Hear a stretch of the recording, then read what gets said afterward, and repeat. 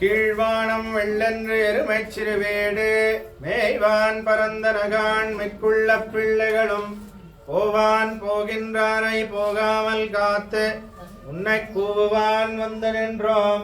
போதுகலமுடைய பாவாய் எழுந்திராய் பாடிப்பறை உண்டு மாவாய் பிளந்தானை மல்லரை மாட்டிய தேவாதி தேவனை சென்று நாம் சேவித்தால் ஆவாவென்றாராய்ந்தருளேலோரம்பாவாய்.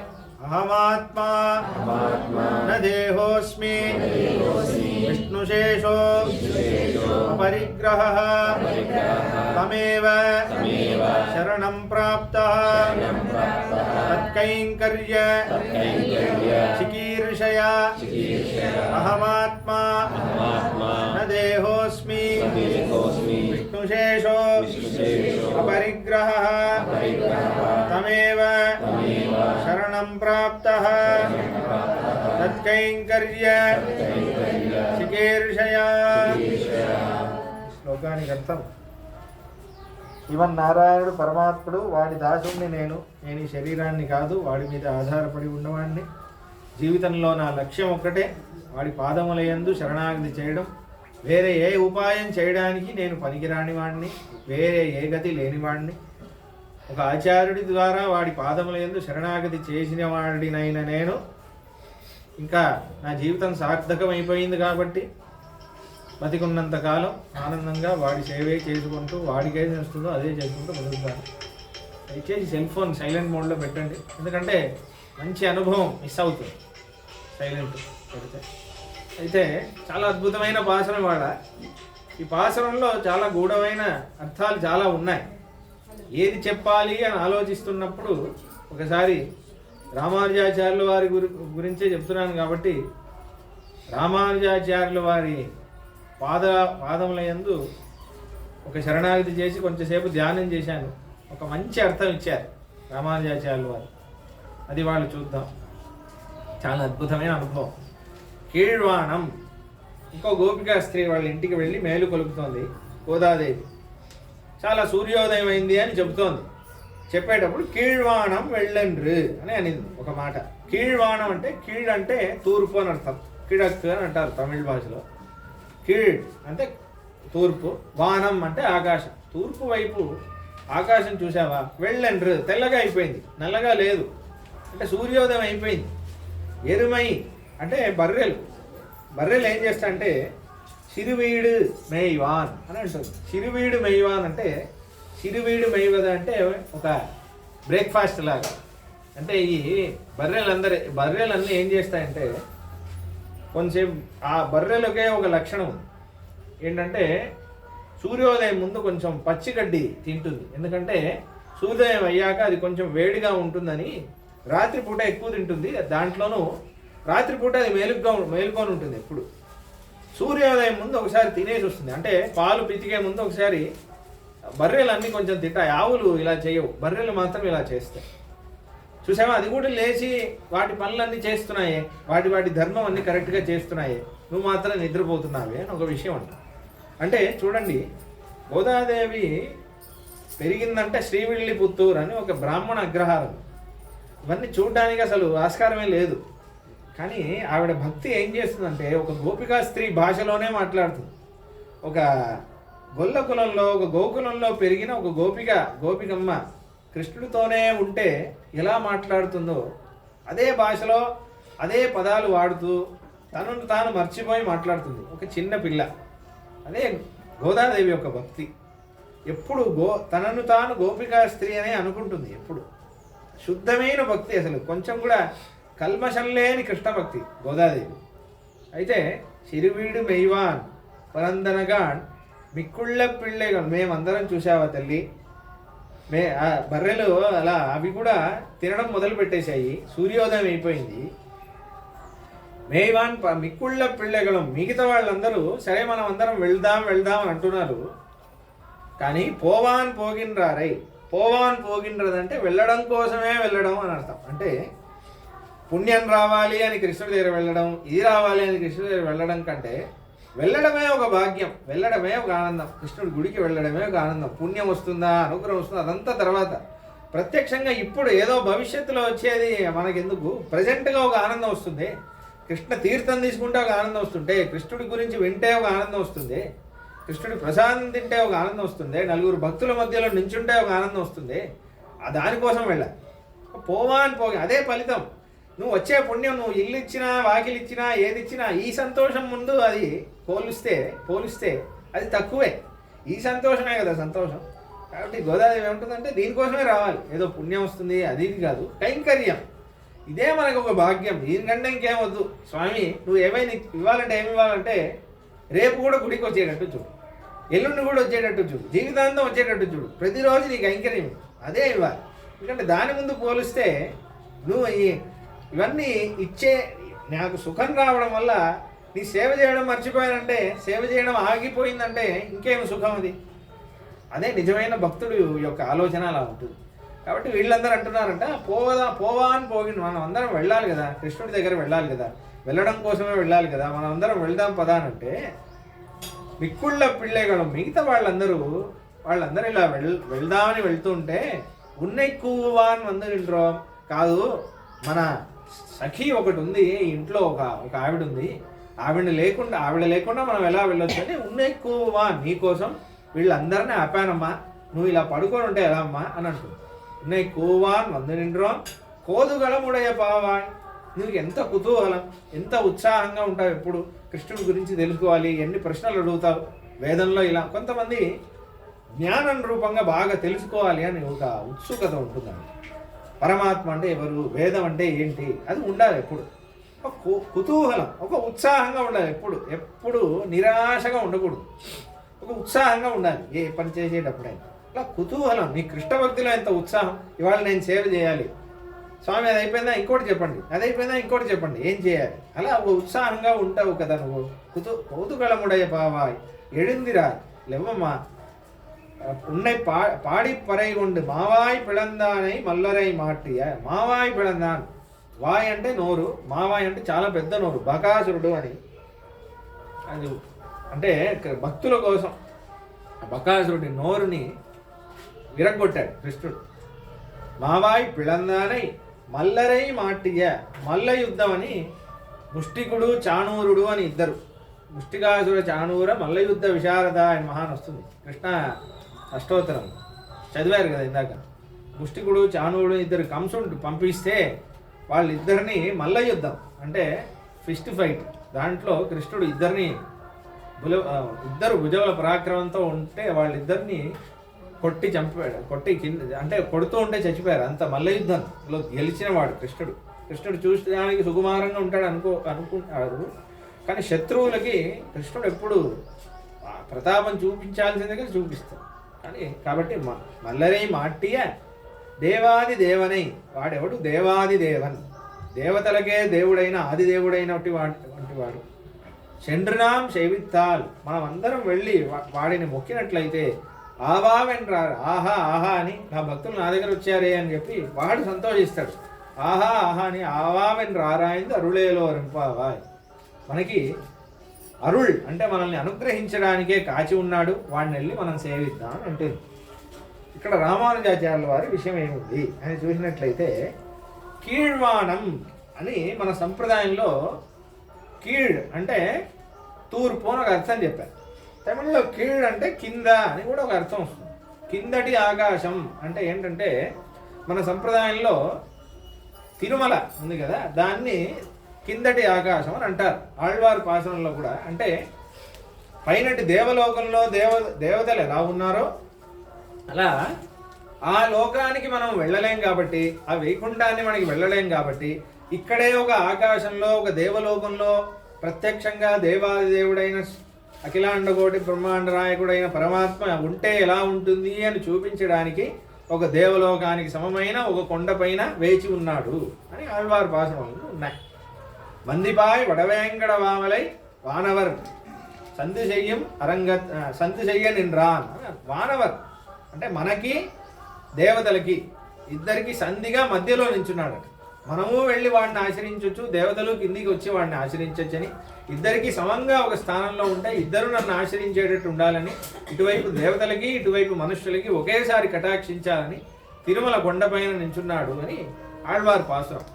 అయితే అలా ఉంటున్నాడు కాబట్టి కీழ்వాణం అంటే ఏంటంటే శ్రీనివాసుడు అని అర్థం, తిరుమలనే అర్థం.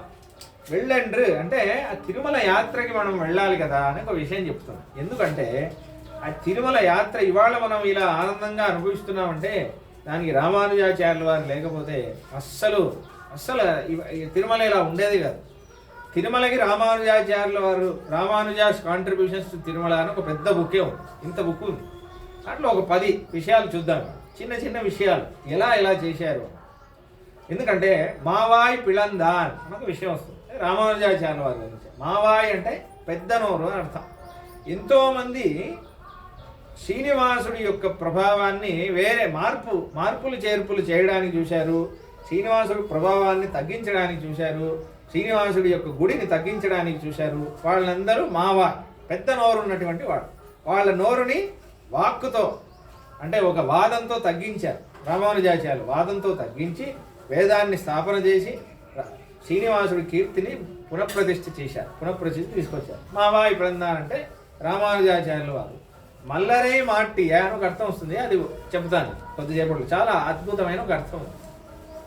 ఈ శ్రీనివాసుడు ఉన్నాడే, శ్రీనివాసుడు ఒకప్పుడు వీడు అంటే శ్రీనివాసుడు ఎన్నో వెంకటాచల మహాత్మ్యం అని సుమారు 5-6 పురాణాల్లో వెంకటేశ్వర స్వామి గురించి ఉంది. గరుడ పురాణంలో ఉంది, పద్మ పురాణంలో ఉంది, బ్రహ్మాండ పురాణంలో ఉంది, స్కంద పురాణంలో ఉంది. ఎన్నో పురాణాల్లో వెంకటేశ్వర స్వామి యొక్క మహాత్మ్యం ఉంది. టీటీడీ వాళ్ళు అవన్నీ కలెక్ట్ చేసి వెంకటాచల మహాత్మ్యం అని 2-3 వాల్యూమ్స్ కూడా వేశారు. బుక్స్ అన్ని చాలా పెద్దవి స్థల పురాణాలు మొత్తం వేశారు. అయితే ఒకానొకప్పుడు ఏమైందంటే రామానుజాచార్యుల వారి కాలంలో అంటే అంతకుముందు తొండమాన్ చక్రవర్తి అని ఒక రాజు ఉండేవాడు. వాడు శ్రీనివాస భక్తుడు. వాడి గురించి పురాణాల్లోనే ఉన్నాయి వాడు ఏమేం చేశాడు అని. ఒకసారి ఏమైందంటే ఒక యుద్ధం అయింది వాడికి రాజ్యం మీద. వాడే వెంకటేశ్వర స్వామి వారికి చాలా సేవలు చేశాడు వాడు. అయితే ఒకప్పుడు వాడి రాజ్యం మీద దుండగులు వీళ్ళు చాలా వచ్చినప్పుడు ఆక్రమించడానికి వచ్చినప్పుడు వాడు శ్రీనివాసుడిని వేడుకుంటే, శ్రీనివాస నీ ఆయుధాలు 2 నాకు ఇవ్వు, శంకు చక్రం నాకివ్వు, నేను యుద్ధం చేస్తాను అంటే శ్రీనివాసుడు అంత కరుణామయుడు ఏమంటే నిజంగానే ఇచ్చాడు. నిజంగానే తన శంకు చక్రం ఇచ్చాడు. తొండమాన్ చక్రం దొమ్ములు చేసిన ఎట్టి తొండమాన్ చక్రవర్తి అంటున్నారు అన్నమాచార్య.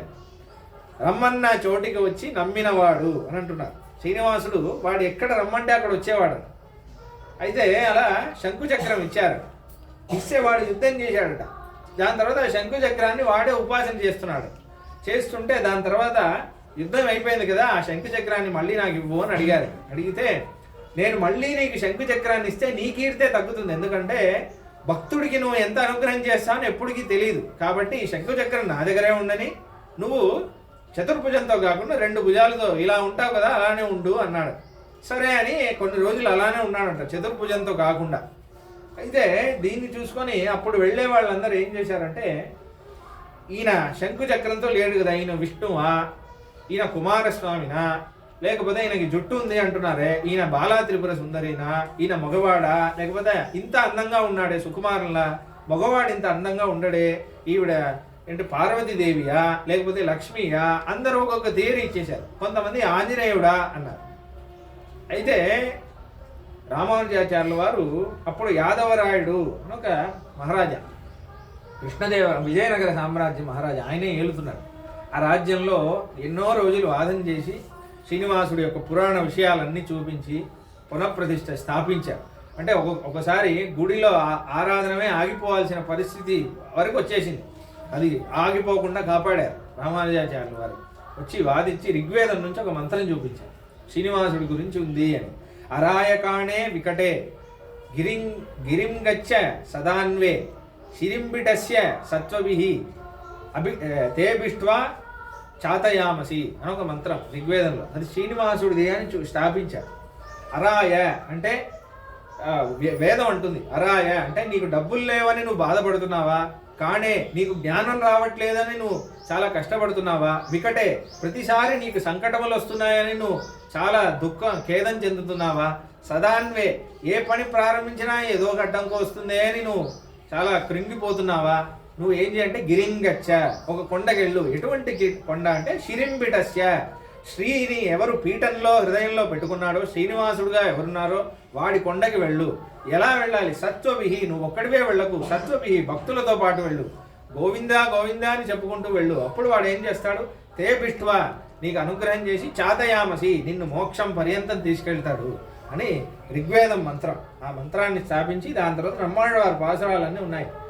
ఇదే విషయం సిరింబిటస్య అని ఉంది కదా, బ్రహ్మాండ వారు అగలగిల్లే నురయం వెండ్రు అలర్మేల్ మంగవరే మార్బా నిగరిల్ పుగழாய் உலகமூன்றுடையாய் என்னை ஆழ்வானே నిగరిల్ అమరర్ మునిక్కణంగల్ విరుంబం తిరువేంగడత్తానే అని అంటున్నారు. ఆ పాసురాన్ని చూపించి ఇలా స్థాపిస్తున్నారు. స్థాపించి దాని తర్వాత కూడా ఒప్పుకోలేదు. అయితే రామానుజాచార్యులు వారు ఏం చేశారంటే, సరే మనం అందరం ఏం చేద్దాం, ఏ ఏ దేవతలకి ఏ ఏ ఆయుధాలు ఉన్నాయో, కుమారస్వామికి ఈ ఆయుధమా అది పెడదాం, బాలా త్రిపుర సుందరికి ఈ ఆయుధమా, ఆంజనేయ స్వామికి ఈ ఆయుధమా, అన్ని ఆయుధాలు పెడతాం, శంకు చక్రం పెడతాం. శ్రీనివాసుడు వాడేం ఆయుధం స్వీకరిస్తాడో చూద్దామని ఆ రోజంతా శ్రీనివాసుడు ఎందు ప్రపత్తి చేసి, శ్రీనివాస నువ్వు ఎవడి, నీ స్వరూపం ఏంటో నువ్వే చూపించాలి, నువ్వు కలియుగ ప్రత్యక్ష దైవం అని ప్రార్థించి కంటతడి పెట్టుకొని సన్నిధి మూశారు. పొద్దున్న లేస్తే శ్రీనివాసుడు శంఖచక్రంతో మళ్ళీ ఇలా చతుర్భుజంతో మళ్ళీ రూపం దాల్చాడు. రూపం దాల్చి నేనే శ్రీనివాసుడిని అని చూపించాడు. అందుకే మన సంప్రదాయంలో ఏమంటారు, అప్పనుక్కి శంగాడి అడిగితాన్ అని అంటారు. అంటే ఏంటంటే మనకి భక్తులకి శంకుచక్రం ఇవ్వడం కాదు, సాక్షాత్ శ్రీనివాసుడికే శంకుచక్రం రామానుజాచార్యుల వారే ఇచ్చారు అని అంటారు. కాబట్టి శ్రీనివాసుడు దాని తర్వాత చాలా ఇంకో చిన్న ఇలా 2-3 విషయాలు ఉన్నాయి. ఒక విషయం ఏంటంటే, అప్పుడంతా వెంకటేశ్వర స్వామి వారి బ్రహ్మోత్సవం ఎలా జరిగేదంటే, ఇప్పుడు మీరు చూస్తున్నారు కదా ఎస్విబిసిలో చాలా విశేషంగా వస్తుంది, ఒక్కొక్క రోజు ఒక్కొక్క వాహనం. అప్పుడంతా కొండలే ఉండేవి. అయితే ఆ పల్లకిలో ఆ కొండల నుంచి దిగి తిరుచానూరు వచ్చి అక్కడ చేసేవారట బ్రహ్మోత్సవం. ఎంత కష్టపడి దిగేవాళ్ళు అదంతా చూసి రామానుజాచార్యుల వారు చాలా కష్టపడ్డారంట. శ్రీనివాసుడికి ఏమైనా అయిందంటే ఒక రోజులా ఇంకో రోజు ఉండదు. ఏమైనా అయింది శ్రీనివాసుడికి ఏదైనా అయిందంటే ఎంత కష్టం అని చెప్పి ఆ యాదవరాయుడు అది వాడి తర్వాత రామానుజాచార్యుల వారి భక్తుడు అయిపోయాడు. వాడికి చెప్పి ఇప్పుడు చూస్తున్నారే 4 మాడ వీధులు N1 N2 W1 W2 అని ఉంటుంది. అవన్నీ ఆ 4 మాడ వీధులు రామానుజాచార్యుల వారే యాదవరాయుడికి చెప్పి వేయించేసి ఇక పైన బ్రహ్మోత్సవాలు పైనే జరగాలి అని ఏర్పాటు చేసింది రామానుజాచార్యుల వారే.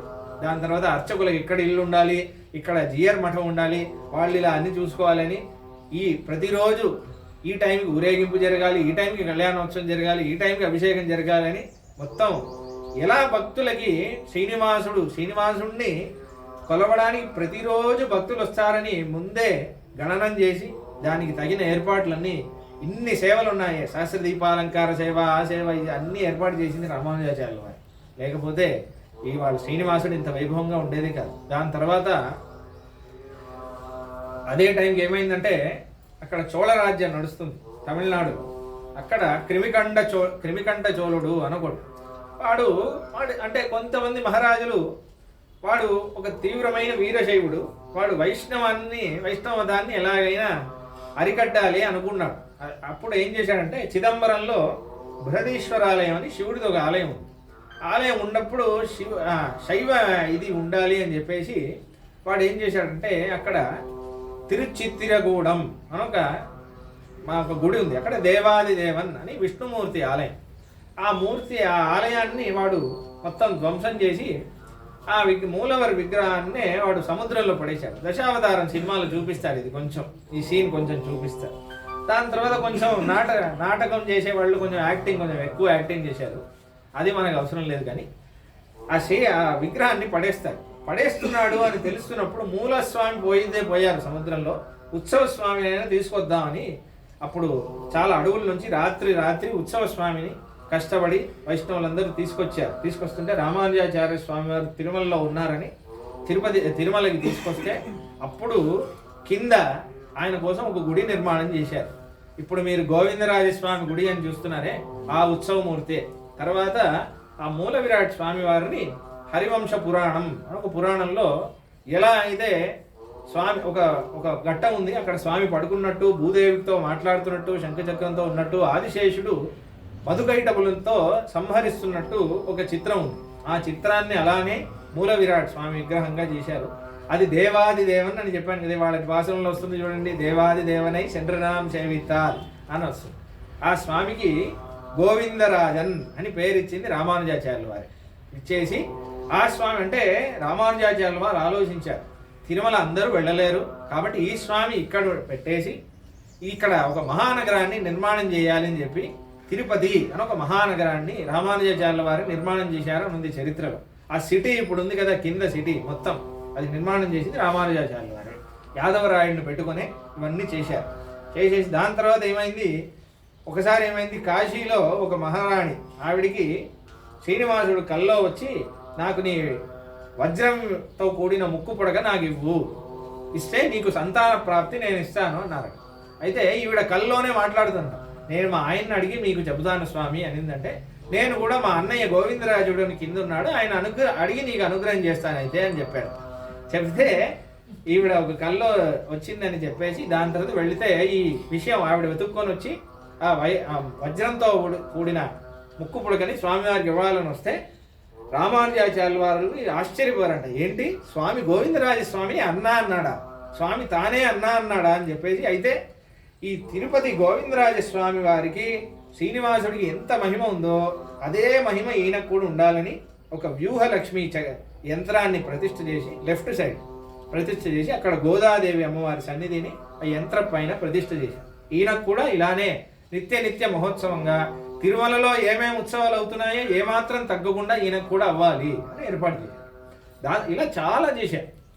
దాని తర్వాత స్వామి పుష్కరిణి తీరం పక్కనే యోగా నరసింహ స్వామి సన్నిధి ఉండేది. ఆయనకి ఆరాధనమే జరగకపోతే వెంకటేశ్వర స్వామి కులదైవం లక్ష్మీ నరసింహుడు అహోబిలంలో దిగువ అహోబిలం గుడి శ్రీనివాసుడే కట్టాడు. మీకు తెలుసో తెలియదు, ఎందుకంటే పద్మావతితో పెళ్ళయ్యాక అహోబిలం వస్తే పద్మావతి నేను ఎక్కలేను, ఇన్ని కొండలు ఎక్కాలంటే నేను ఎక్కలేనని పద్మావతి కోసం కట్టాడు. ప్రహ్లాద వరద సన్నిధి అహోబిలంలో. అయితే అదే ప్రేమకి చిహ్నం. మనం ప్రేమకి చిహ్నం అంటే తాజ్మహల్ అంటున్నాం, అది కాదు, ఇదే శ్రీనివాసుడు కట్టింది. అయితే అలా చేశాడు. అయితే ఈ శ్రీనివాసుడి కులదైవమైన యోగా నృసింహుణ్ణి అక్కడ పూజ జరగట్లేదని శ్రీనివాసుడికి ఎదురుగా ఆ సన్నిధి లోపలే ప్రతిష్ఠ చేశారు. దాని తర్వాత ఆళ్వారాచార్య ప్రతిష్ఠ చేశారు. దాని తర్వాత శుక్రవారం అభిషేకం అవుతుంటే ఆ శ్రీదేవి భూదేవి ఇద్దరిని తీసేస్తారు, హృదయం నుంచి అభిషేకం అవుతుందని. అది ఒకసారి ఏమైందంటే వెంకటేశ్వర స్వామి కళ్ళ నుంచి నీళ్లు వస్తున్నట్టు రామానుజాచార్యుల వారికి కనిపించిందట. శ్రీ మహాలక్ష్మిని ఒక సపరేషన్, అది విరహం భరించలేక, ఎందుకంటే అగలగిల్లే నిరయం అంటే ఎప్పుడు శ్రీనివాసుడు కదా, ఆయన పేరు శ్రీ లేకుండా ఉండలేడు. అందుకే అభిషేకం జరిగేటప్పుడు గోదాదేవి అమ్మవారి పాసురాలే చదువుతారు. ఎందుకంటే గోదాదేవి అమ్మవారు మహాలక్ష్మి కదా, ఆవిడ మాటలు వింటే శ్రీనివాసుడికి ఆ దుఃఖం పోతుందని నాట్యారు తిరుమడి 143 పాసురాలు అది చదివే వెంకటేశ్వర స్వామికి శుక్రవారం రోజు అభిషేకం చేస్తారు. ఇలా చాలా చేశారు. బావి నిర్మాణం చేశారు, అది చేశారు, ఇది చేశారు, ఉత్సవాల్లో చాలా ఇది చేశారు. ముఖ్యమైన ఇంకో విషయం ఏంటంటే వేదాన్ని ఉపనిషత్తులకి అర్థం అంతా తిరుమలలోనే ఇచ్చారు. వేదార్థ సంగ్రహం అని ఒక గ్రంథం నిర్మాణం చేశారు, చాలా చేశారు. అందుకే మన సంప్రదాయంలో అనడం అలవాటు ఏంటంటే ఇన్ని ఉపకారం చేశారు కాబట్టి శ్రీనివాసుడు ఈ రామానుజాచార్యుల వారికి ప్రత్యుపకారం నేను ఏం చేయాలో తెలియలేక అదే సంప్రదాయంలో తానే ఒక ఆచార్యులాగా అవతరించారు. వెంకటేశావతారోయం తద్ఘంటాం శోతవావే యతీంద్రాంశో దవేత్యేవం వితర్క్యాయాస్తు మంగళం అని ఒక వేదాంత దేశిక స్వామిలాగా ఆయనే వెంకటేశ్వరుడే అవతరించి రామానుజ సంప్రదాయం అంటే ఏంటో ఆ కీర్తిని అందరికీ చూపించాలని రామానుజాచార్యుల వారు తానకి ఎంత కైంకర్యం చేశారో ఈయన కూడా రామానుజాచార్యుల వారికి ఎంత కైంకర్యం చేశారు అంటారు. ఎందుకు ఈ విషయం చెప్తున్నానంటే రామానుజాచార్యుల వారు లేకపోతే మనకి వేరే గతి లేదు. శ్రీనివాసుడు మన ముఖం కూడా చూడడు. కాబట్టి రామానుజాచార్యుల వారి సంబంధం ఉంటేనే మనకి ముక్తికి వేరే గతి. అందుకే రామానుజ సంప్రదాయాన్ని ఆశ్రయించి మనం కూడా వైష్ణవులై ఆ శ్రీనివాసుడు అనుగ్రహాన్ని పొందితే ఆయన కూడా ఆవావెన్రారాయింది అరుళేలో అని ఆహా ఆహా అని శ్రీనివాసుడే సంతోషించి మనకి అనుగ్రహించి తేభిష్ట్వా చాతయామసి అని ఋగ్వేదం అన్నట్టు మనకి మోక్షం పర్యంతం మనల్ని చేయి పట్టుకొని తీసుకెళ్ళి మనల్ని నెత్తి మీద పెట్టుకొని చూసుకుంటాం. ఆండాళ్ తిరువడిగడై శరణం హెచ్చరిక గోవిందా.